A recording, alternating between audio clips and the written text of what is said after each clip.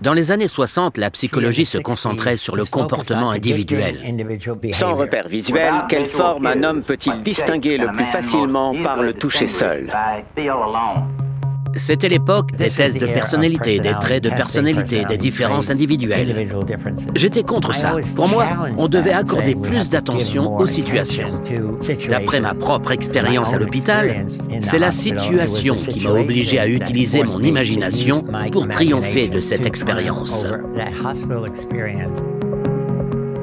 C'est toujours la situation dans laquelle se trouvent les individus qui influencent leur comportement.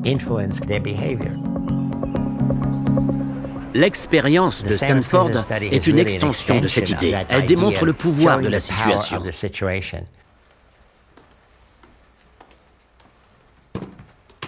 On a beaucoup critiqué le côté éthique de l'expérience et le fait que j'avais contrôlé le récit.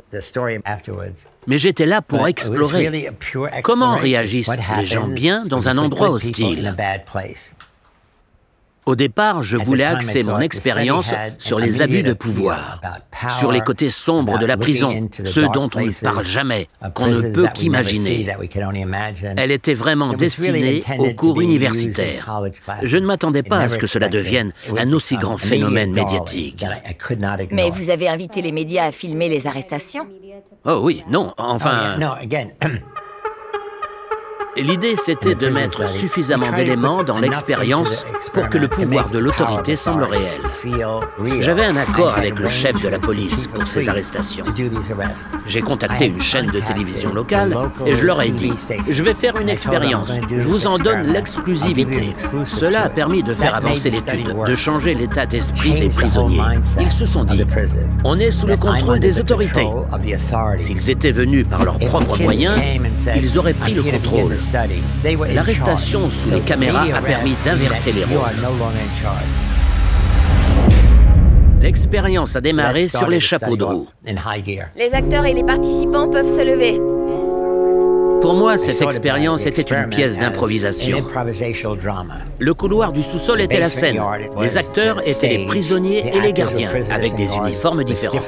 Et la caméra était le public. Ce qu'il faut comprendre, c'est que dans ce genre d'expérience, il y a forcément un aspect théâtral. Mais pour autant, il y a aussi une réalité psychologique. Les deux coexistent. En tant que participant, que pouvez-vous apprendre sur vous-même en vivant réellement cette situation? Assez!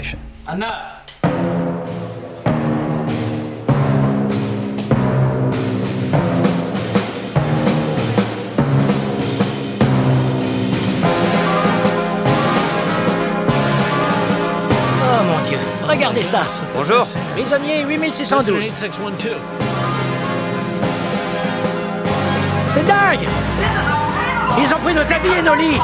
Je suis un grand fan. Ah oui, un grand fan? Salut. Je dois avoir l'air naturel? Et Chuck? Eh oui, c'est moi. Doug. J'étais Le prisonnier 8612, et toi? un gardien. Ah oui, t'étais gardien. Pas le choix. Messieurs, bonjour. Bonjour les filles. Je suis Dave. Il est là. Eh oui. Je t'ai déjà dit qu'il fallait pas rire. On a un problème de communication. Bravo, t'as pas oublié mes répliques. Ça vient d'un film. Ah ok. Et tu es? Jerry Chou, Ok. 5486. Très bien. Tu te souviens de moi? Oh que oui. Salut Dave. Ça va Claire? Je suis celui qui a fait la grève de la faim. Attention aux fils et aux câbles. C'est cool. Ils se sont donné du mal pour construire ce décor. Vous allez voir. Ok.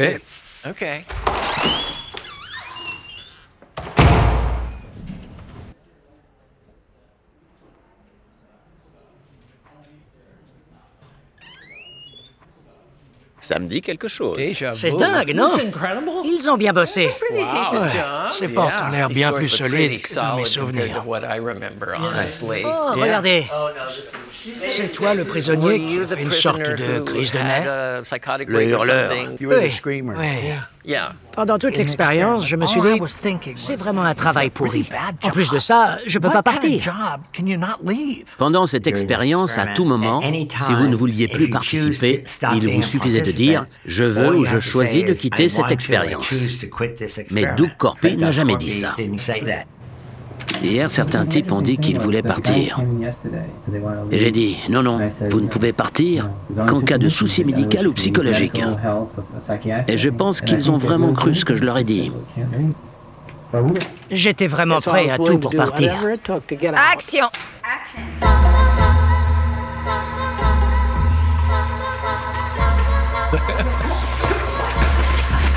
Quand les gamins essayent de s'échapper, il ne faut pas les agripper et les malmener.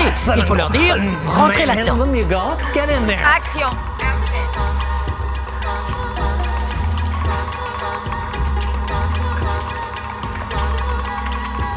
Vous faites quoi, là? Rentrez là-dedans! Oui, voilà. C'était mieux.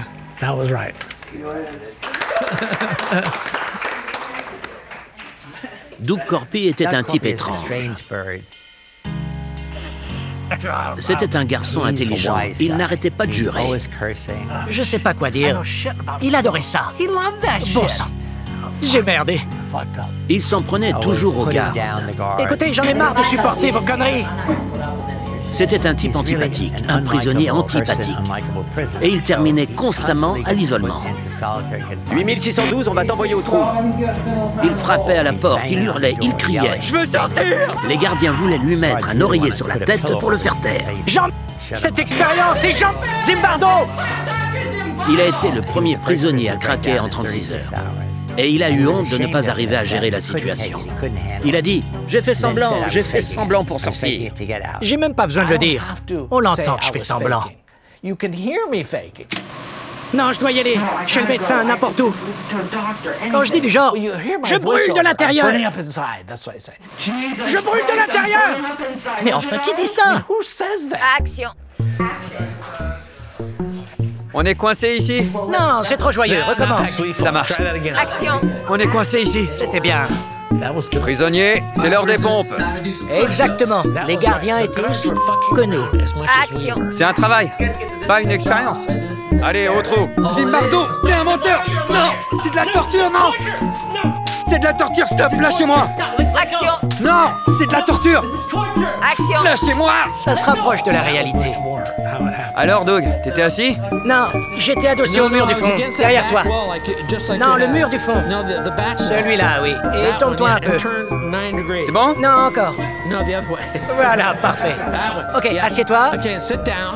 Ok, j'étais posé exactement comme ça, à me dire comment je vais me barrer d'ici. Je voulais être convaincant, je voulais sortir. Et je me suis dit, ok, prêt. Action! Je brûle de l'intérieur, là. Je veux sortir. Je veux sortir. Je veux sortir tout de suite. Tout de suite. Parfait. Bien joué. Ouais. Merci.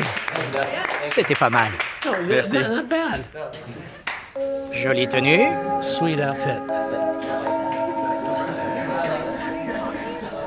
Doug Corpy a dit « J'ai fait semblant de me sentir mal. L'expérience m'ennuyait. Je voulais sortir. »